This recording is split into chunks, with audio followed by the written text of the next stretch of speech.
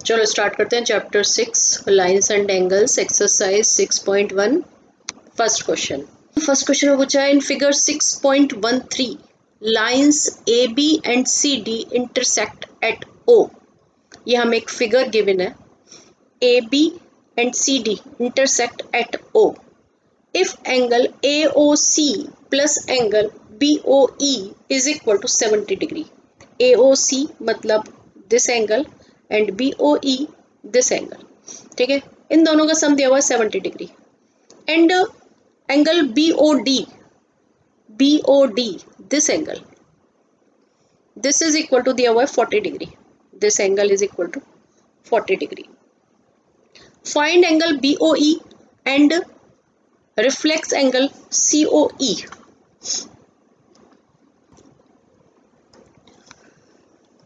So we have to find angle BOE, this one, this angle, ये हमें find करना है एंड रिफ्लेक्स एंगल COE, ये COE है, इसका रिफ्लेक्स एंगल निकालना है, राइट। तो देखो सबसे पहले AB is a line, AB is a line, therefore हम अगर इसको एंगल 1 ले लें, इसको 2 ले लें, इसको 3 ले लें और इसको 4 ले लें तो हमारा क्वेश्चन काफ़ी इजी हो जाता है। देखो जो हमें गिवन है उसको भी इसी फॉर्म में लिख लेते हैं।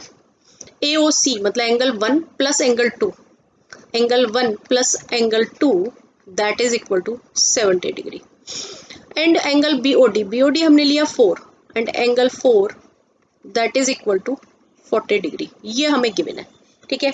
अब हमने लिया AB is a line. AB जब एक लाइन है तो उसके ऊपर 3 एंगल बन रहे हैं, ये 1 + 3 + 2, ठीक है। और लाइन पर सारे एंगल्स का सम 180 डिग्री होता है। तो therefore angle 1 plus angle 2 plus angle 3 that is equal to 180 degree. यहाँ प्रॉपर्टी जो आएगी वो angles at a line are supplementary.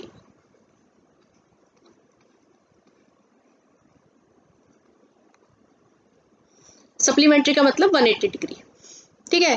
अब ये मत सोचना कि लीनियर पेयर आएगा। लीनियर पेयर जो एलपी जो हमारी प्रॉपर्टी होती है, लीनियर पेयर वो होता है कि एक लाइन पे बने हुए 2 एंगल्स का सम। अब क्योंकि यहाँ पे 3 एंगल्स बने हुए हैं इसलिए हम जो प्रॉपर्टी लिखते हैं वो लिखते हैं angles at a line are supplementary, ठीक है। अब एंगल 1 + 2 हमें गिवन है 70 डिग्री, यहाँ गिवन है 70 डिग्री तो हमने यहाँ लिख दिया 70 degree plus angle 3 that is equal to 180 degree. Then angle 3 is equal to 180 और इसको इस साइड ले आएंगे तो ये माइनस में हो जाएगा, -70 डिग्री। Then angle 3 is equal to आ गया 110 डिग्री, राइट।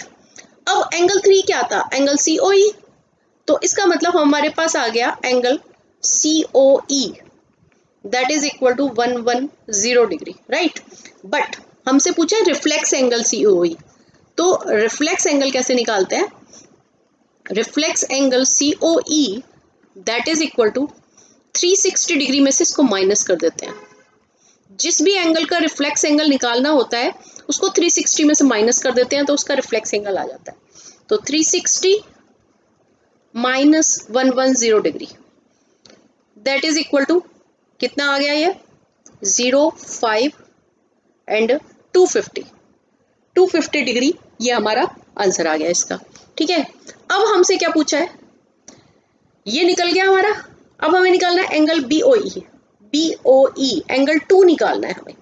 देखो एंगल 3 हमें पता है, एंगल 2 हमें निकालना है। एंगल 3 अभी हमने फाइंड किया है, कितना आया है हमारा एंगल 3 आया है हमारा 110 डिग्री, ठीक है। तो ये जो हो गया वो हमारा 110 डिग्री हो गया।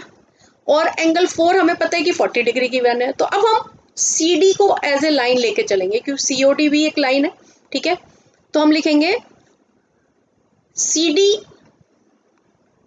is a line, therefore angle 3 plus angle 2 plus angle 4 that is equal to 180 डिग्री। वही same property angles at a line, right. Angle 3 अभी हमने निकाल रहा है 110, एंगल 2 हमें फाइंड करना है और एंगल 4 हमें 40 डिग्री गिवन है, that is equal to 180। Then angle 2 plus 110 plus 40 कितना हो गया 150, that is equal to 180। Then angle 2 is equal to आ गया हमारे पास 180 माइनस 150, देयरफॉर 30 डिग्री। और एंगल 2 को अब हम नेमिंग कर देंगे, जो था ये angle BOE, therefore angle BOE that is equal to 30 degree. इस तरीके से ये हमारे दोनों आंसर आ गए, एक ये आ गया, एक आंसर हमारा ये 250 डिग्री जो कि हमारा रिफ्लेक्स एंगल COE था। Right, clear.